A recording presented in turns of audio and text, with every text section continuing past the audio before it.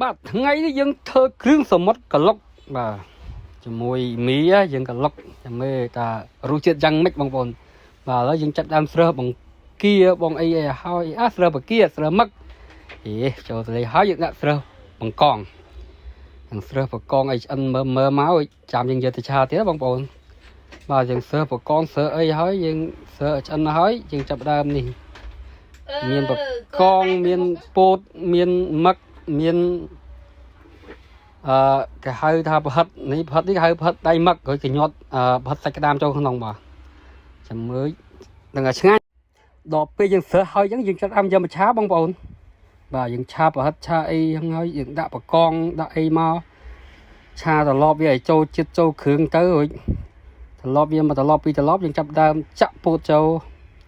បាទដាក់ពោតចូលឲ្យវាក្លុកឲ្យវាចូលជាតិទីសិនទៅកាលណាតែចូលជាតិហើយយើងចាប់ដើមចាក់មឹកចូលទៀតបងប្អូន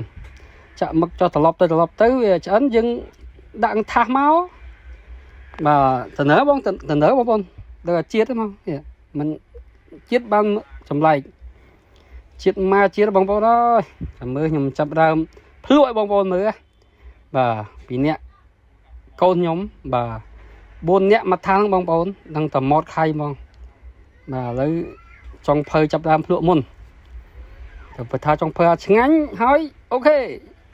ជាតិមកជាតិអើយបាទហូបចុះហូបឡើងមើលតែក្បាលពោះឡើងតែក្បាលពោះខំប្រឹងសម្ក់គីឡូដែរប៉ុន្តែក្បាលពោះ